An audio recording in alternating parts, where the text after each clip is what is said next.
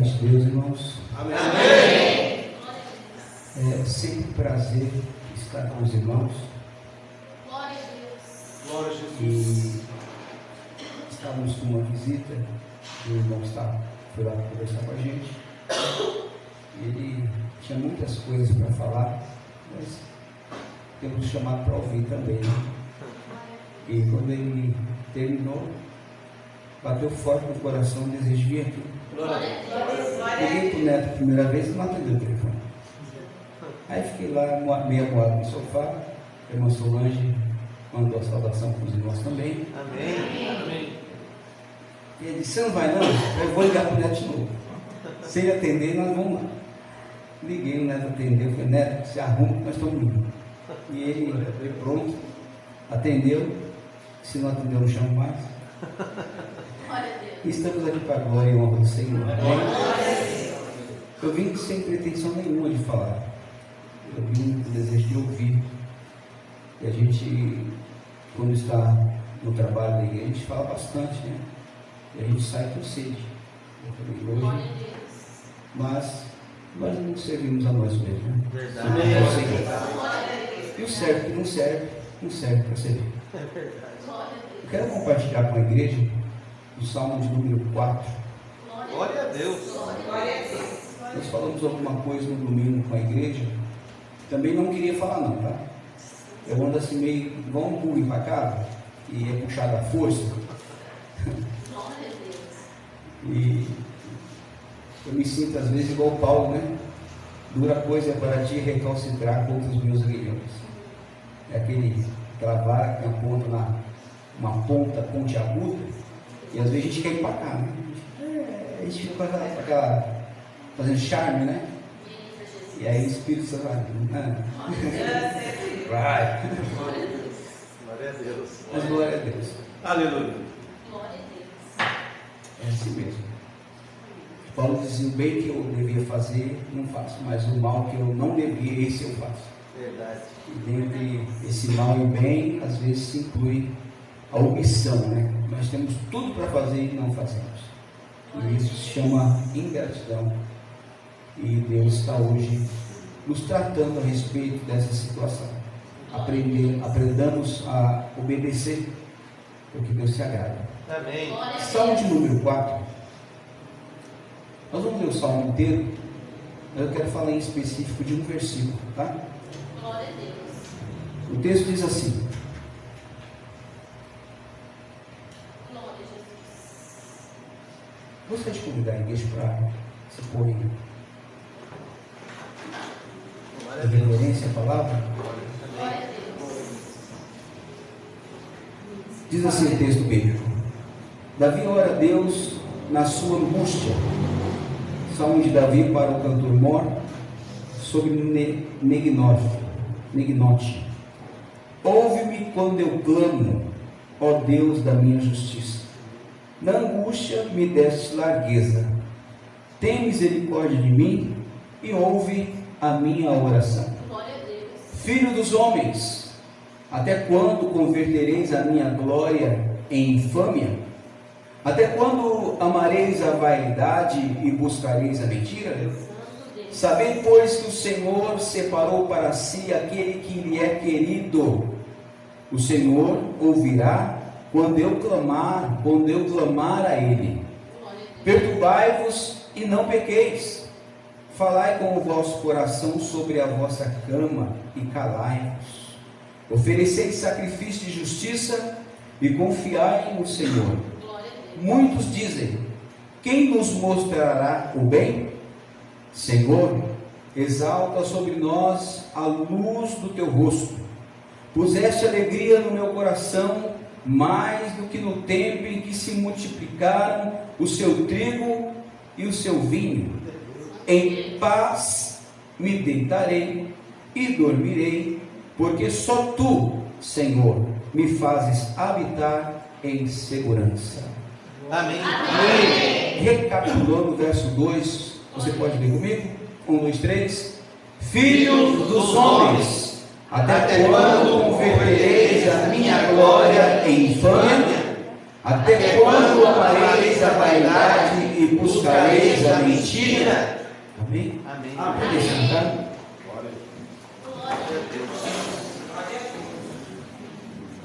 Irmãos, aqui o salmista Davi, ele expressa uma preocupação pela santidade de cada servo do Senhor.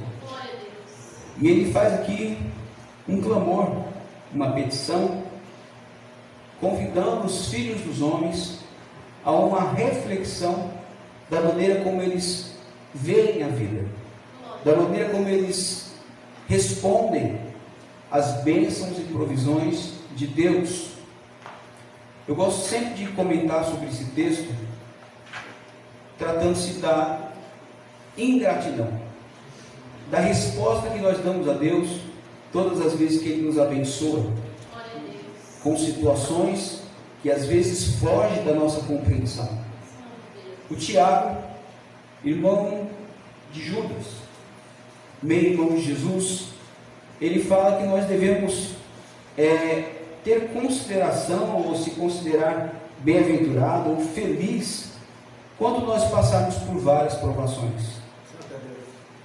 Algumas versões falam tentações. No caso aqui do que ele está falando de uma provação que nos é enviada por parte de Deus. Porque no âmbito de tentação, nós sabemos que Deus não pode ser tentado, mas nós sabemos que o inimigo também, ele nos tenta. E o propósito pelo qual o inimigo nos tenta é para nos ver tropeçar e cair. Mas também existe aquela provação que vem às nossas vidas, enviada pelo próprio Deus. Mas nós vivemos debaixo de uma submissão tão intrínseca e intensa a Deus, que quando nós somos cristãos, quando servimos a Cristo, nós não temos olhos para outro Deus. Nós só enxergamos um só, único e soberano Deus. Jó, nós vemos ali que ele sofreu provas, angústias, e nós sabemos que foi Deus que permitiu Satanás agir, mas ele não tem olhos para Satanás. Nós não vemos Jó falando em Satanás, não. Ele não dá igual para Satanás. Algumas reuniões de cristãos, eles falam mais em Satanás do que em Deus. Eles dão mais igual para o inimigo do que para Deus. Não, porque o inimigo fez, vai fazer, está fazendo, e nós vamos repreender, e fica o culto inteiro só naquilo. E ele fala assim: olha, eu estou famoso no meio desse povo, eu não preciso nem pagar 30 segundos de comercial para a Rede Globo, porque esse povo já está fazendo meu ibope. E ele fica contente. E quando se manifesta num culto, aí o culto todo volta todo. E a impressão que dá é quanto mais você grita com o inimigo, ele fala: opa, estou importante. Ele consegue ocupar os espaços de culto, quando todo mundo fica para lá. Não tem igual para o inimigo. Verdade. Jó disse para sua mulher, Jó, até quando? Ela disse para ele, até quando reiterás a tua fidelidade a Deus, amaldiçoa Deus, logo morre. E ele disse: mulher, como uma louca assim falas tu. Porventura aceitaríamos o bem de Deus e não o mal? Meu Deus. Jó tinha esse nível de compreensão que sobre a vida dele havia uma excelência de poder e autoridade que era do nosso Deus. Ele sabia que nada aconteceria a ele se Deus não tivesse um propósito. Embora o próprio Deus testemunhe de Jó e diga: viste meu servo Jó, como ele é um homem sincero, íntegro, temente e desvia-se do mal. Digamos de passagem que Jó era um homem esforçado em extrema dedicação em obedecer a Deus. Porém Jó era homem, e a Bíblia diz que todos pecaram e destituídos foram da glória de Deus. Jó era um pecador. Jó não estava em pecado, mas ele era um pecador por natureza adâmica. De uma vez que Adão pecou, esse pecado veio para a nossa humanidade, e nós pecamos até sem querer. Tem alguém aqui que não tem pecado? Jesus fez essa pergunta e não ficou ninguém. Eu creio que nos dias de hoje também não há ninguém. Porque o que há a diferença entre o pecador e o outro é que um teve a oportunidade, até teve a coragem de consumar, e o outro teve a intenção e não teve a oportunidade. Verdade. Meu Deus. E aí um julga o outro pior porque ele não cometeu em atitude física, mas na intenção ele cometeu. E Jesus deixa bem explícito isso quando ele diz: não é cometedor, ou seja, não só cometeu adultério com uma mulher, aquele que se deita e comete de forma física, mas aquele que olha e deseja no seu coração. Glória a Deus. Não é somente o homicida, aquele que tira a vida de alguém, mas aquele que odeia no seu coração alguém, já é homicida. Santo Deus, aleluia. Se você cometeu uma mentirona ou mentirinha, isso não tira o teu título de mentiroso. Então, em suma, todos nós somos pecadores, todos nós somos negligentes, todos nós somos roubadores da glória de Deus, da honra de Deus. Todos nós somos prevaricadores da verdade de Deus. Todos nós gostamos de ouvir que Deus vai nos abençoar, mas quando passa para a hora de obedecer, de negligenciar a nossa carne, de renunciar aos pecados, meu Deus do céu, misericórdia, o negócio está estreito, está difícil, pula para outra palavra. Nós lemos a Bíblia, mas parece que aquela parte que Jesus fala sobre a justiça de Deus, se alguém te obrigar a andar uma milha, ande duas. E a gente não consegue obedecer isso, porque quando alguém nos defrauda em alguma coisa, a gente logo quer levar na justiça. Verdade. Se alguém te bater de um lado, dê a outra, mas essa parte a gente quer pular, a gente quer chamar a polícia. A gente quer que Deus faça justiça, aquela justiça punitiva do Antigo Testamento, veterotestamentária, que Deus puna o pecador, que Deus enfia os dois dedos nos olhos dele, torce a cabeça para trás duas vezes, encosta a calcanhar na nuca e deu um nó e... Glória a Deus. Quando aquele que te ofende passa por alguma calamidade, você fica assim, doidinho para dizer, mexeu com o ungido de Deus. Toca no ungido? Que aqui tem óleo. Eita, Deus. Fala aí. Glória ao teu nome, Senhor. Louvado seja Deus. E quando nós olhamos para o apostolado de Jesus, ele ensina coisas que os homens, quando chegam ali, tem um bloqueio. Verdade. Eu gosto de falar do amor de Deus para as pessoas, e as pessoas carregam uma mágoa muito grande da religião. Verdade. Porque nós precisamos definir religião de evangelho. Glória a Deus. Religião vem do latim, é o verbo religare, que significa o esforço do homem em ligar-se a Deus. E quando o homem, no seu esforço, tenta se ligar a Deus, dá espiritismo, kardecismo, islamismo, cristianismo, ismo. Esse sufixo ismo, ele é mais ou menos desenhado assim. É como uma pessoa que tem os dois olhos da cara do mesmo lado. Ele não consegue ver as duas faces. Ele só vê o lado que lhe convém. Pecador vai para o inferno, não serve Jesus vai para o inferno. Desviou da igreja vai para o inferno. Ele olha o erro de todo mundo, Verdade. menos o dele. Glória a Deus. Ele vê pecado na Coca-Cola, ele vê pecado na TV, ele vê pecado na saia, Glória a Deus. ele vê pecado no olho, na orelha, ele vê pecado em tudo, mas não vê o seu próprio pecado. Meu Deus. Fala isso. Isso é comum de um religioso. Enquanto que evangelho vem do grego evangelion, que é boa nova ou boa notícia, Glória a Deus. e está ali bem explícito em João 3,16. Porque Deus amou o mundo de tal maneira que deu o seu Filho unigênito, para que todo aquele que nele crê não pereça, mas tenha vida eterna. Glória a Deus. Enquanto a religião é o esforço do homem pecador, defeituoso, deformado pelo pecado, tentando se aproximar de Deus e dar em tudo que é ruim. Quem não tem um trauma da religião? Quem não tem uma sequela da religião? Quem hoje não está aqui, mas está bem distante, não consegue mais vir por causa dos traumas que a religião lhe causou? Por causa dos cismos, do extremismo. Aleluia. Meu Deus. Glória a Deus. Louvado seja Deus. Por coar um mosquito, mas deixar passar um camelo, por ser tão rigoroso nas regras litúrgicas de culto aqui, mas lá fora ele não vive nada daquilo. A lei é boa quando funciona em prol dos seus benefícios, mas quando a lei vem contra ele, dá um jeitinho de burlar, oferece, dá um sacrifício, passa um pano, faz um jejum, faz de conta, né? A religião causa essa obstinação. A religiosidade causa esse efeito anestésico do amor no cristão. Ele mata. As cruzadas, lembra na Idade Média? Aquela mistura da igreja com o Estado. A igreja era um mecanismo para governar as pessoas, ou para alienar as pessoas ao governo dos imperadores romanos.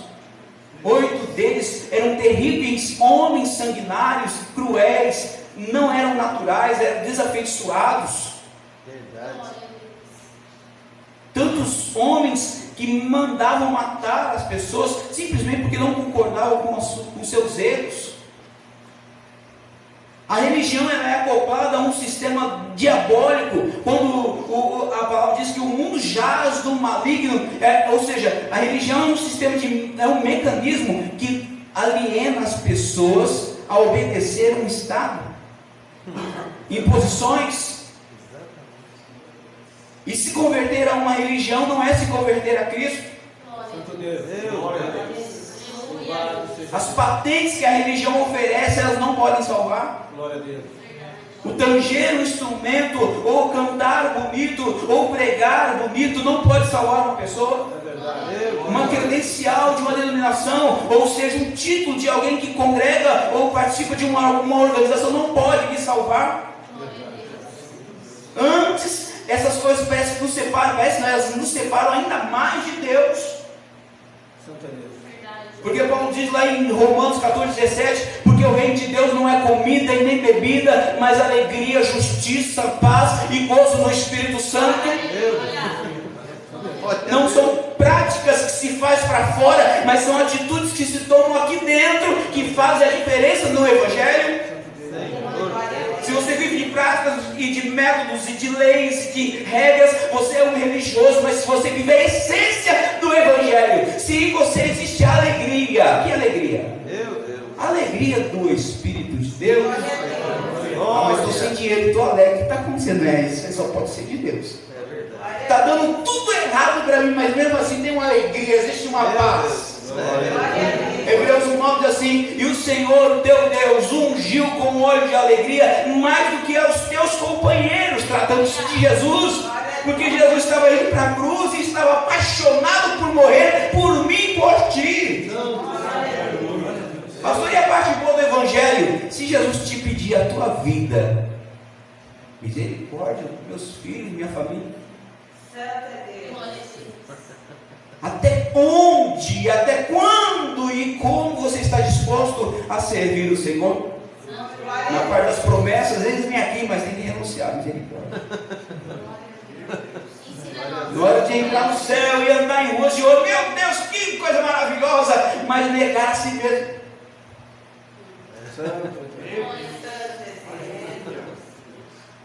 Então, enquanto a religião propõe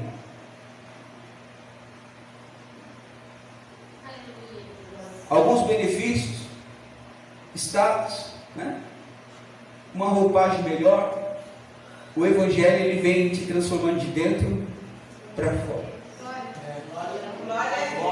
A gente fica muito preocupado, olha, eu estou barbudo, daí a gente foi lá, rapou a barba dele, cortou o cabelo dele, pôs uma outra roupa, glória a Deus, está aí bonito, mas por dentro está tudo.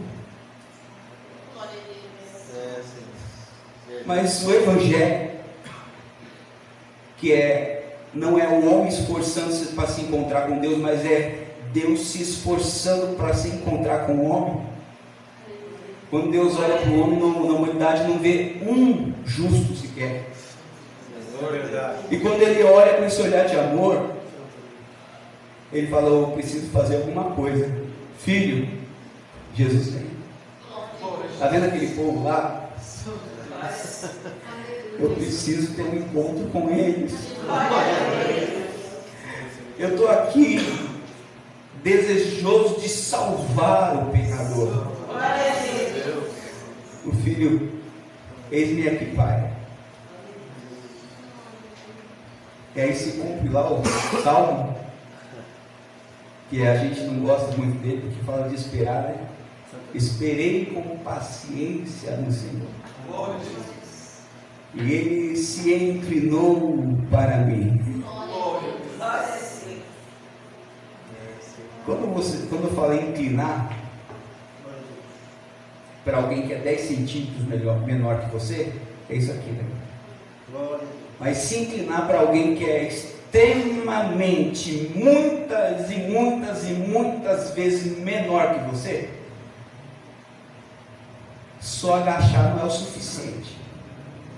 Só deitar no chão talvez se torne difícil ainda de se comunicar com essa pessoa. Mas Deus lá no céu, Ele foi se inclinando, se inclinando, se inclinando, se inclinando, se inclinando, ao ponto de entrar no ventre de uma mulher. Glória a Deus. Nasceu de uma virgem, virou homem. Aos 12, deu uma palhinha para os sacerdotes de como era o negócio. Depois aparece lá aos 30 na beira do Jordão se batizando, obedecendo, crescendo em graça e em sabedoria diante de Deus e diante dos homens. Eu sei que Jesus ontem quer fazer alguma coisa para Deus, mas o Filho, Ele ensinou a obediência plena no tempo do Pai.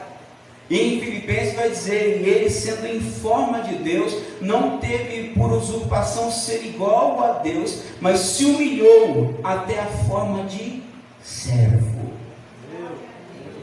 E Deus viu isso.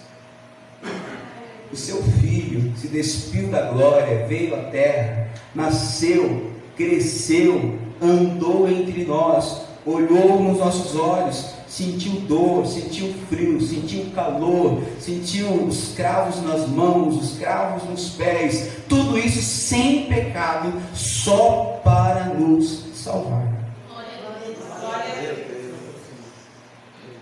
E deu-lhes o direito de serem chamados filhos de Deus, criaturas pecadoras, decaídas, frágeis, insensatos como somos. Ele veio e pagou o preço por nós e nos deu o direito de sermos chamados filhos de Deus.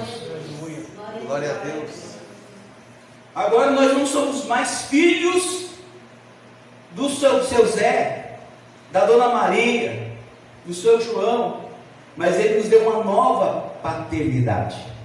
Nós temos agora uma nova filiação. Nós não andamos mais segundo a natureza do curso dessa vida. Agora nós temos uma paternidade espiritual. O que você escolhe? Andar pela filiação paterna dos teus pais? Andar no pecado de Adão? Andar no pecado de Eva? Você prefere o conhecimento e a sapiência da Apple? Ou a sensibilidade de ser filho de Deus e a sabedoria do trono de Deus? Que nos foi concedida não pela desobediência do Éden, mas pela obediência da cruz. Aleluia.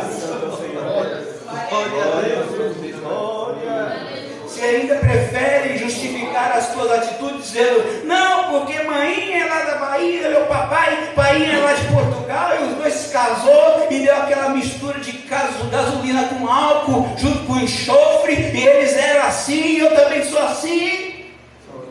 Ou você prefere dizer, eu era, mas eu tive um encontro com Jesus, e agora já não sou mais eu quem vivo, mas Cristo vive em mim. Glória. Portanto, agora nenhuma condenação há para aqueles que estão em Cristo Jesus, que não andam mais segundo a carne, mas que andam segundo o Espírito de Deus. Romanos 8,13, porque se viverdes pela carne morrereis, mas se pelo Espírito mortificados as obras do corpo, vivereis. E eu vim para que tenhais vida, e vida com abundância. Vida abundante é o que Cristo tem para nós, pela filiação de Cristo Jesus. Glória a Deus. Onde Ele mesmo nos adotou pelo beneplácito de Cristo Jesus, pela boa vontade de Cristo Jesus, nós fomos adotados por Deus, pelo sacrifício que nos traz a paz. Para não andarmos mais na dissolução dessa vida, para não andarmos mais como homens carnais, mas como homens e mulheres cheios do Espírito Santo, que não são mais dominados pelas coisas do mundo, mas que são dirigidos, guiados pelo Espírito de Deus. Glória a Deus. Amém, Senhor. Em que mão você quer andar? Guiado por quem? Você está confiando a direção da tua vida? Você quer andar ainda pela carne ou pelo perdão de Deus? Porque tem que perdoar, não é que tem que perdoar. Você não tem outra escolha. Você é nascido de Deus e você não pratica mais as obras das trevas. Não tem como não perdoar. Se você é nascido de Deus. Verdade. Jesus ensinou: perdoa as nossas dívidas, assim como nós perdoamos os nossos devedores. Se você não perdoar, você não é digno de perdão. Glória a Deus. Amém, Senhor. A primeira epístola universal do apóstolo João diz assim, capítulo 1, versículo 6, 7 a seguir: se andarmos na luz como ele na luz está, temos paz uns com os outros. Glória a Deus. E aí? Acaba aí? Não. Quando temos paz uns com os outros, o que acontece de diferente? O sangue de Jesus Cristo, seu Filho, nos purifica de todo pecado. Se há alguma coisa pendente, ande na luz, como ele na luz está. Obedeça. Não viva nas trevas, viva na luz. Não viva na natureza do pecado, viva na natureza do Espírito. Paulo fala aos Gálatas, ele diz assim: olha, se vocês andam em Espírito, vivam também em Espírito. Que as pessoas consigam ver em nós a atitude de verdadeiros cristãos, pessoas que testemunham de Cristo com a vida, pessoas que vivem intensamente o Evangelho, que até sem ele, sem ninguém saber, ou seja, sem ele abrir a boca, as pessoas olham e sabem que ele é um cristão, não pelo traje, mas pelo amor. Jesus disse: nisto conhecerão, saberão que sois os meus discípulos, se amardes uns aos outros.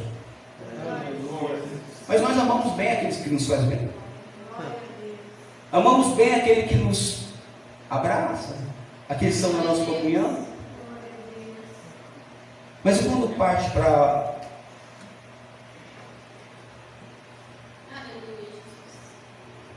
o nosso inimigo? Quando parte para aquele que nos persegue? Quando parte para aquele que tentou nos matar? Para aquele que nos calunia? Para aquele que nos persegue? Jesus disse que nós não devemos amar apenas aqueles que nos amam, porque os escribas e fariseus, seguidores da lei, religiosos, também faziam isso. Eu amo aquela irmã, vai falar uma calonada igual. Eu amo aquela irmã, tem uma voz bonita, e aqui tem a voz feia. Nossa, aquele irmão é uma benção, ele sempre nos ajuda. E o que não te ajuda? E o que leva alguma coisa de você? Nossa, aquela irmã foi usada por Deus falar comigo. E aquela foi usada pelo diabo para falar mal de você? Estou pegando para mim. Santo é Deus. Está pegando aqui. Porque todo dia dá vontade, né? Catar alguém pelo colarinho. E a palavra de Deus é igual ao tratamento do inalador. Quem já usou o inalador? Eu tinha uma sobrinha que ela tinha bronquite. E a minha irmã tinha que comprar sempre o soro fisiológico, biotec e outrovete. E aí abre lá o recipiente, né, põe o soro fisiológico, põe o outrovete, biotec. E o inalador ele tem uma resistência e tem um jato de ar. A resistência é fogo. O jato de ar sopra e espalha. Jesus disse assim que aquele que não nascer de novo, ele não pode ver nem entrar no reino dos céus. E quando você fecha ali o inalador e liga a resistência, Existe uma resistência que queima e existe um motor que assopra. Você lembra de alguma coisa quando fala de fogo e ar e sopro? Estavam todos no cenário, de repente Jesus aparece, sopra sobre eles e diz: recebei o meu Espírito.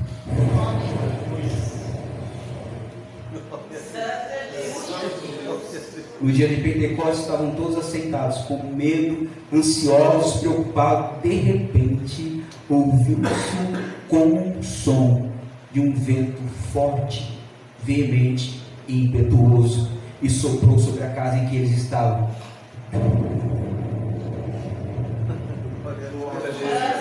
E foram vistas por eles línguas repartidas como que de fogo.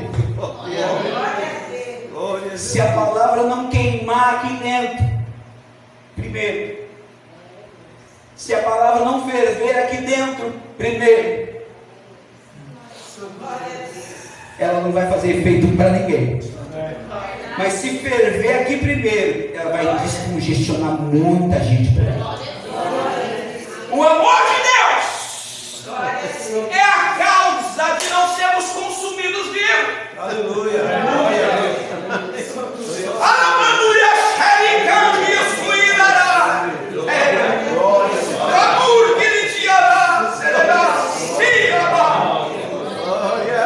O Senhor está nos convidando a uma vida ardente no fogo e no mover do seu Espírito.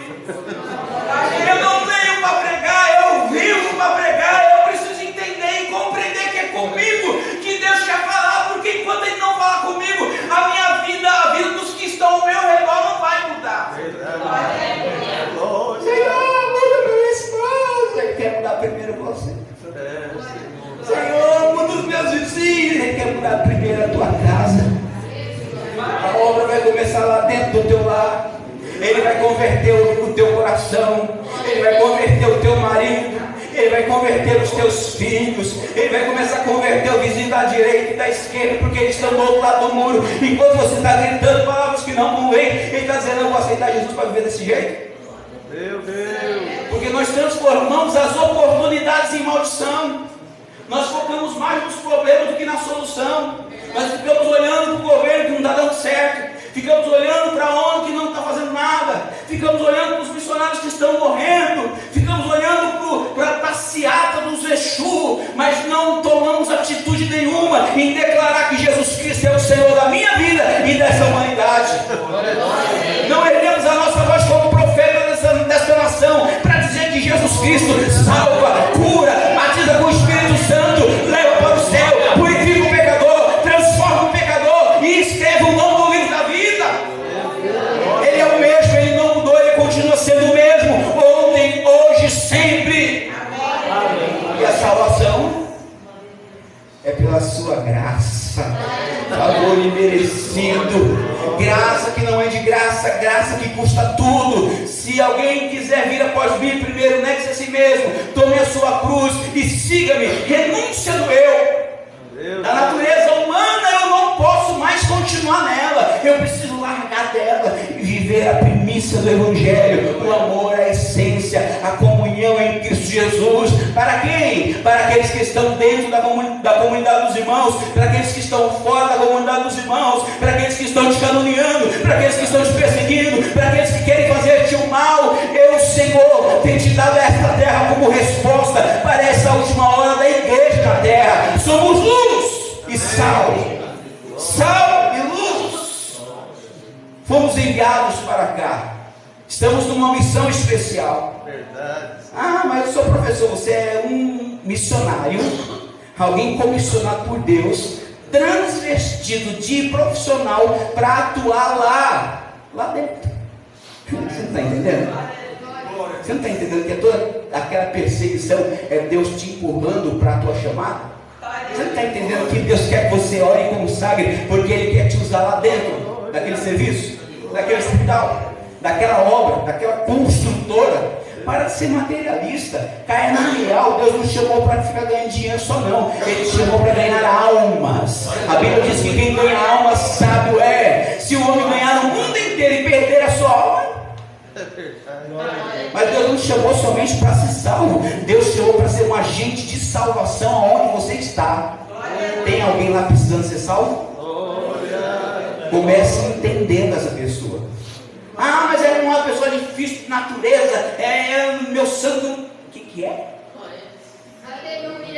O teu santo é o santo dos santos. E diante dele, todos os outros têm que bater continência, porque ele é o Senhor dos senhores. Ele é o Rei dos reis. Ele é o Todo-Poderoso. Ele é o grande El Shaddai. É aquele que anda entre os montes derrete. O salmista diz: ele levantou a sua voz e a terra se derreteu. O Senhor dos exércitos está conosco. O Deus de Jacó é o nosso refúgio. Aleluia. Amém, Senhor. Glória. Eu não sei você, mas eu estou sentindo um negócio aqui dentro. Glória a Deus. Uma alegria que não quer sair, que não quer parar. Santo Deus. Amém. Aleluia. Fica abaixo.